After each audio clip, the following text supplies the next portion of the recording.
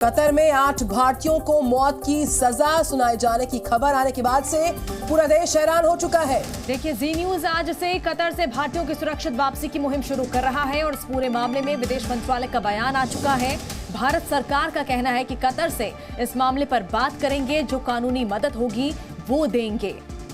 इस बीच राजनीतिक प्रतिक्रियाएं भी आनी शुरू हो चुकी है। विपक्ष के नेता सरकार पर सवाल उठा रहे हैं और हमारा सवाल ये है, देखिए जी न्यूज ने इस मुहिम की आज से शुरुआत की और हमारा सवाल ये है कि आखिर कतर में जिन 8 भारतीयों को मौत की सजा सुनाई गई है उन्हें कैसे बचाया जाएगा, उन्हें कैसे सुरक्षित वापस भारत लाया जाएगा। देखिए, लगातार कतर में देखिए पिछले साल से ये भारतीय जो है वो वहीं पर मौजूद है और गिरफ्तारी में है और 8 भारतीय जिनका जिक्र यहाँ पर हो रहा है, इन्हें मौत की सजा यहाँ पर हुई है। और ऐसे में अब लगातार विपक्ष जो है सरकार पर हमला कर रहा है और लगातार ये मांग की जा रही है कि वापस इन भारतीयों को लाने के लिए क्या कुछ सरकार कदम उठा रही है। तो कतर से कब लाए जाएंगे भारतीय वापस अपने मुल्क, आपको बताएं इस पर देश भर में सियासत तेज है। केंद्र से दखल की मांग है, साथ ही इस मामले पर देश भर में सियासत तो शुरू होगी। 8 भारतीयों को मौत की सजा का ऐलान और निशाने पर चुकी भारतीय, लिहाजा जी न्यूज ने इस मुहिम की शुरुआत की है। जिस तरीके से पूरा मामला सामने आया, कतर से भारतीयों की वापसी कब हो पाएगी? तो कई ऐसे सवाल हैं जब उठ रहे हैं, वो एक एक करके सवाल हम आपको बताते हैं। सबसे बड़ा सवाल यह है कि आखिर कतर से भारतीयों की वापसी कब होगी। कतर में देखिए 8 भारतीयों को फांसी की सजा हुई है। 2022 से कतर की जेल में बंद है ये भारतीय। फिलहाल आरोप जो है सार्वजनिक नहीं किए गए हैं। जो एलिगेशंस लगाए हैं उनको भी सार्वजनिक नहीं किया गया, पब्लिक डोमेन में नहीं लाए गए वो सारे आरोप जो लगाए गए इन 8 भारतीयों पर। विदेश मंत्रालय ने अपनी कड़ा जो ऐतराज है इस पर जाहिर किया है। कतर से भारतीयों की वापसी का इस मुहिम की शुरुआत जी न्यूज से आज से कर दी है। जो कतर की एक कोर्ट है उसने 8 भारतीयों को मौत की सजा का ऐलान किया और इस फैसले पर भारत ने तीखी प्रतिक्रिया दे दी है। तो कतर की एक अदालत ने 8 भारतीयों को मौत की सजा सुना दी और इस फैसले पर भारत ने तीखी प्रतिक्रिया दी है। खास बात यह है कि कतर ने इन भारतीयों पर लगे आरोपों को सार्वजनिक नहीं किया अब तक।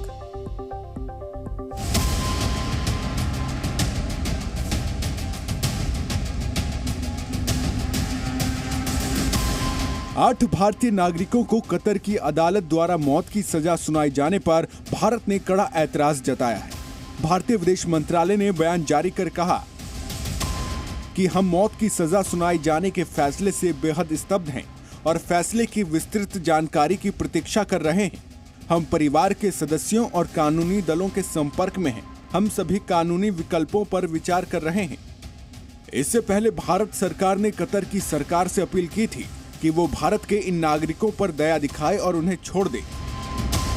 दरअसल ये भारतीय अगस्त 2022 से कतर की जेल में बंद हैं। कतर ने अब तक आरोपों को सार्वजनिक नहीं किया है। सभी भारतीय कतर की अल दहरा कंपनी में काम करते थे। इस बीच पूरे मामले में देश में सियासत भी गर्मा गई है। राज्यसभा सांसद कपिल सिब्बल ने इस मामले में केंद्र सरकार से दखल देने की मांग की।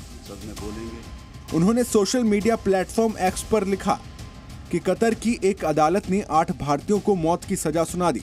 उन आरोपों के लिए जवाबदेह ठहराया गया है जिन्हें कतर के अधिकारियों ने सार्वजनिक भी नहीं किया। हमारी सरकार को उनकी रिहाई के लिए सभी विकल्प तलाशने चाहिए। फिलहाल कतर की अदालत के फैसले पर सरकार कानूनी सलाह ले रही है। भारत कतर के सामने भी इस मुद्दे को उठाएगा। ब्यूरो रिपोर्ट, जी मीडिया। और इस खबर पर करते हैं विस्तार से बात। प्रणय उपाध्याय लाइव जुड़ चुके हमारे साथ। Very good morning Pranay.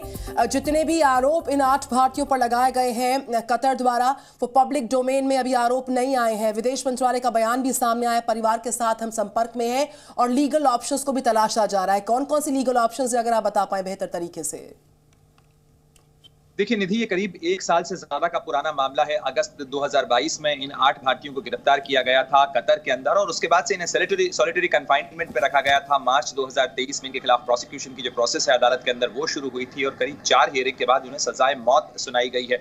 बेहद बड़ी खबर इस लिहाज से है ये क्योंकि एक साथ 8 भारतीयों को कतर के अंदर सजाए मौत सुनाया जाना, और वो भी तब जबकि आरोप क्या है, किस तरीके से है, कितनी उनकी ग्रेविटी है, उसके बारे में कोई भी सार्वजनिक बयान कतर सरकार की तरफ से नहीं जाहिर किया गया है। कथित तौर पर जो मीडिया रिपोर्ट्स हैं जिनका खंडन अभी तक नहीं हुआ है कतर सरकार की तरफ से, इसमें कथित तौर पर जासूसी की बातें कही जा रही हैं, लेकिन ये सब कथित है। इसके अंदर कोई भी आधिकारिक बयान न तो भारत सरकार की तरफ से आया है न कतर सरकार की तरफ से आया है।